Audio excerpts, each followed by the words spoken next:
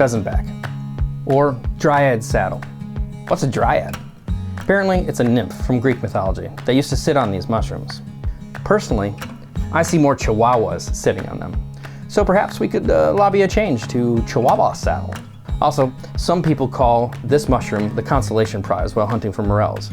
But after you've seen about 1,000 of them and no morels, it starts to feel like coal in your stocking.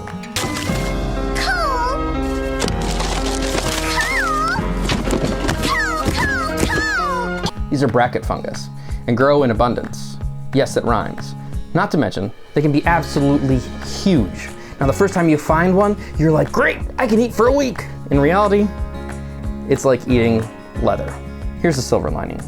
They actually can taste pretty amazing if you know how to cook them right.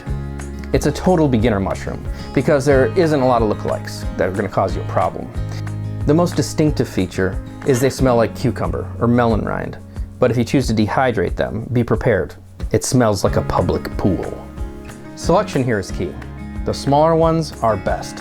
And once you get over about 3 inches in diameter, you can harvest just the outer tender margin. You just want to cut right along the outer edge here and harvest that. Anything else, and it's going to be pretty tough. So what is the secret to cooking these mushrooms? Caramelization. That's where the flavor really comes out. Now the problem is mushrooms are mostly water, and water creates steam, and that's going to work against caramelization. So if you toss them in oil or butter and fry them like most people would, the only thing you're going to be doing is locking in that moisture, which results in that nasty, spongy, rubbery type of experience that most people associate with mushrooms and why they hate mushrooms. Here's what you do.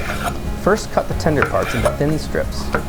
1/8 of an inch works best for me. Then lay them out on a baking sheet and grind some salt onto them. The salt will draw out a lot of that excess moisture. Let them sit for 10 minutes and you'll start to see water pooling. Now you can go ahead and dab them with some paper towel to remove that excess moisture. The next important step is to dry saute. Remember, this is all about driving the moisture out to create that caramelization. Put a non-stick frying pan on a medium heat. When it gets up to heat, you want to add your mushrooms. Don't crowd the pan, just kind of spread them out. Once you have a nice even browning, you'll notice some brown bits sticking to your pan. Now you want to deglaze your pan because of that little brown bits, that's where your flavor is. I like to use brandy, but you can use wine or beer or water if nothing else.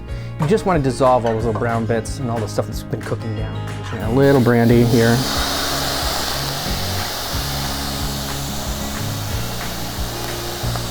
Next, it's finally time to add some fat. Fats are like the detergents of the flavor world. But use whatever you like. You could use bacon grease, that's sort of a favorite with Pheasant Back people. I'm using a really amazing olive oil. It's made with just one variety of olive.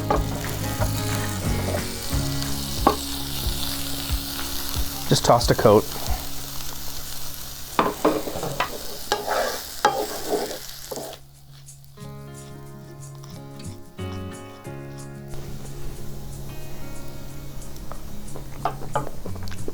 Delicious.